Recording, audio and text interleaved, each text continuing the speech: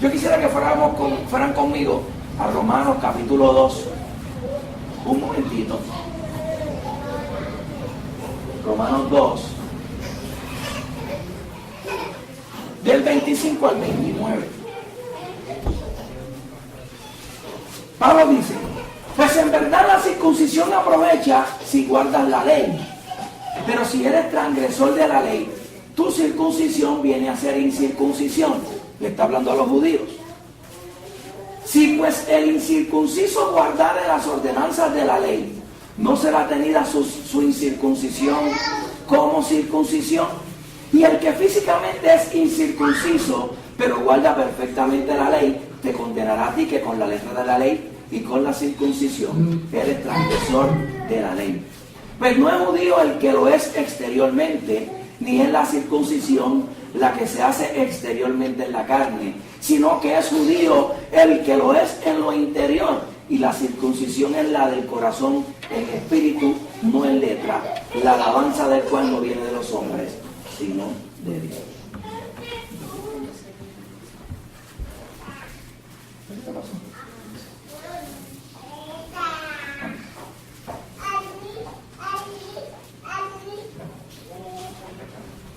Pablo dice ahí en ese libro de Romanos que físicamente tú puedes tener una circuncisión, y eso es todo en el órgano reproductor masculino, y le cortan el prepucio. Dicen los doctores que eso produce limpieza en el área genital, así que ayuda en cierta medida también al varón en términos de limpieza y de pureza física. Pero Pablo dice que puedes tener la circuncisión hecha y de corazón ser incircunciso. Tú puedes decir que has hecho un pacto con Dios porque cortaste el prepucio, pero lejos está de ser de verdad judío si en nada cumple con la ley que el Señor pone para que se cumpla y se viva conforme a ella. Pablo está diciendo en Romanos que hay gente que físicamente pueden ser circuncisos, pero en su corazón no. De la misma manera establece que el que no lo es físicamente puede serlo en el corazón. Pablo está diciendo a los efesios: a ustedes los llamaban incircuncisos. ¿Pero qué implica esto de llamarte incircunciso? Implica que antes de tener un encuentro con Dios, no tenían a Cristo. Las naciones, y esto es interesante, ¿verdad? Pero las naciones griegas no seguían a un Dios. No tenían un norte en términos religiosos. Se habla mucho de los griegos, ¿verdad? Como una gran nación. Pero la realidad es que los mismos griegos también andaban a veces en unos desánimos religiosos. Porque no vivían conforme, no tenían un norte, no tenían un Dios al cual seguir. Pero Pablo, hablando de esta incircuncisión, fíjense que interesante.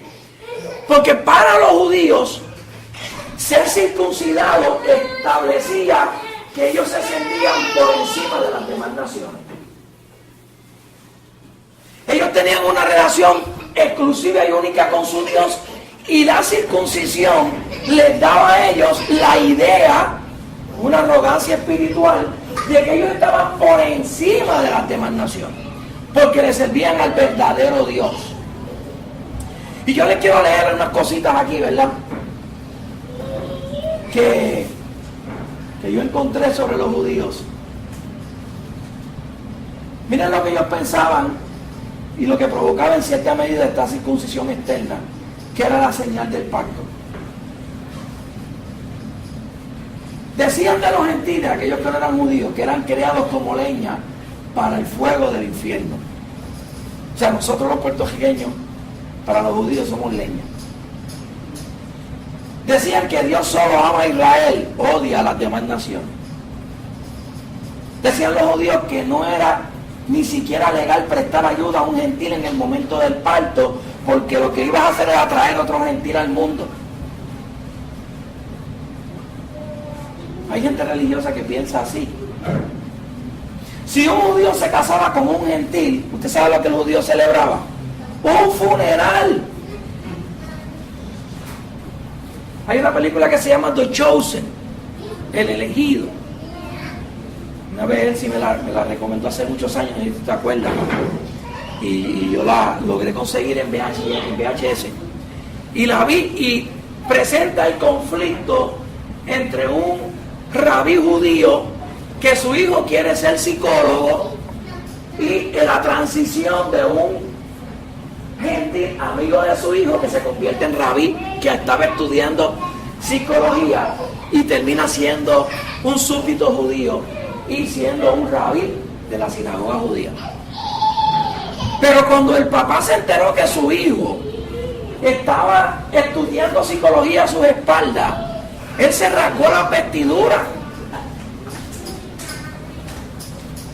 Hay otra película que se llama Jazz Singer, hace muchos años que también la vi, que la dinámica que se da es que el papá va a visitar a su hijo que está estudiando en New York y cuando llega lo encuentra que se casó con una gentil.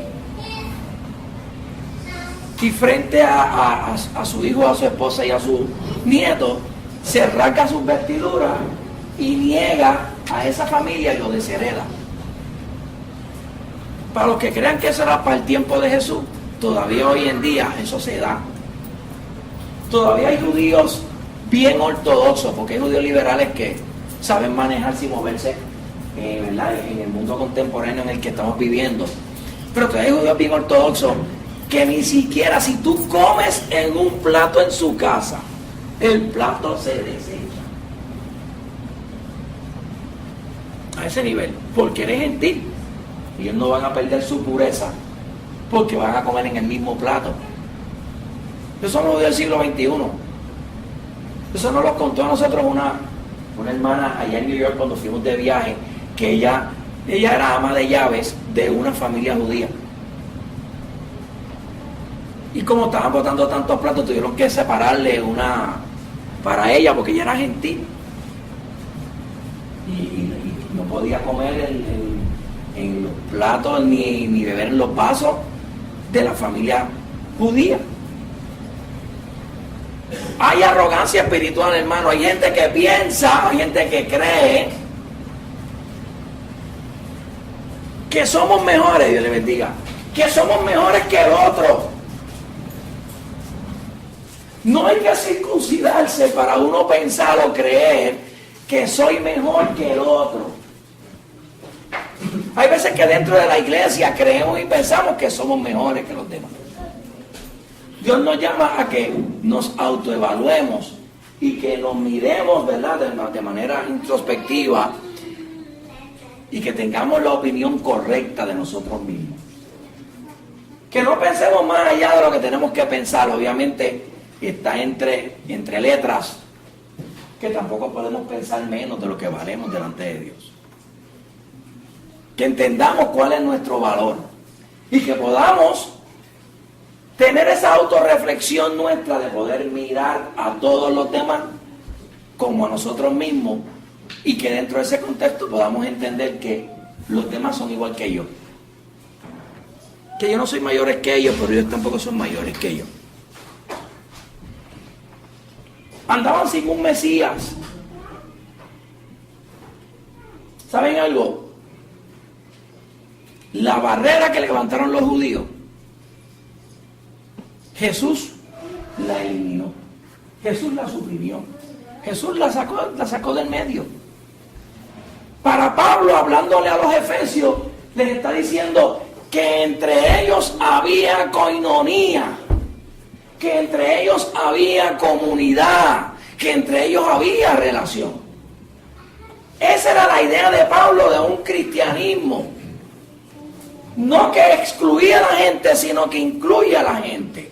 No que saca a la gente del medio, sino que hace partícipe a los demás de la fe. Gloria a Cristo para siempre. Nos dice sin un Mesías, que es como lo traduce aquí Reina Valera. Dice sin Cristo. Los judíos no tenían en ningún momento una expectativa mesiánica, ellos no esperaban a Dios. Los judíos tenían unas distintas filosofías o corrientes filosóficas, digo los gentiles, y ellos pensaban en las distintas filosofías que todo terminaba en la nada. Los estoicos pensaban que tú podías ser feliz en esta vida, pero la muerte te quitaba esa felicidad. Hoy en día, de las distintas filosofías que han surgido, como el racionalismo, la razón es la que le da sentido a la vida. A ver, otra más que haya por ahí, el existencialismo. El existir es lo que sirve, por lo tanto, el día que tú te mueres, la muerte se convierte en tu enemiga. Porque todas tus metas terminan ahí. Porque el existir es lo que es importante. Si tú mueres, ya no existes para el existencialismo. Y así por el estilo, la mayoría de las filosofías que surgen producto de una mente humana ilimitada, donde Dios no es el centro y donde no hay un norte a seguir. Distinto a los judíos que tenían al Mesías, al que esperaban porque iba a traer algo mejor. Vivían enfocados en Dios, que sabían que si morían iban hacia mejor vida. Y cuando comparamos a los gentiles con los judíos, obviamente Pablo le está diciendo, miren, ustedes estaban viviendo sin Cristo. Ustedes no tenían norte. Ustedes en el pasado no había historia religiosa. Y cuando decimos historia religiosa, ¿verdad? Que le dé un principio y un fin a la nación. Porque los gentiles tenían religión, pero una religión hueca. Cuando tú preguntas qué va a pasar después de la muerte, la mayoría no saben decir. Y los que te dicen algo, no es muy, ¿verdad? Uno dice, bueno, si yo creyera eso, yo no haría lo que tú haces.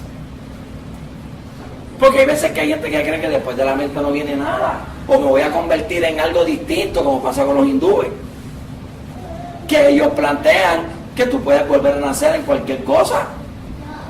Se le llama la reencarnación.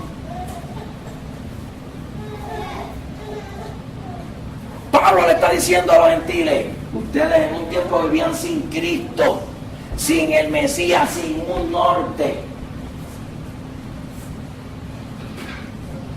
Y lo interesante es que para los judíos la historia era una marcha que no iba, para los gentiles era una marcha que no iba para ningún lado.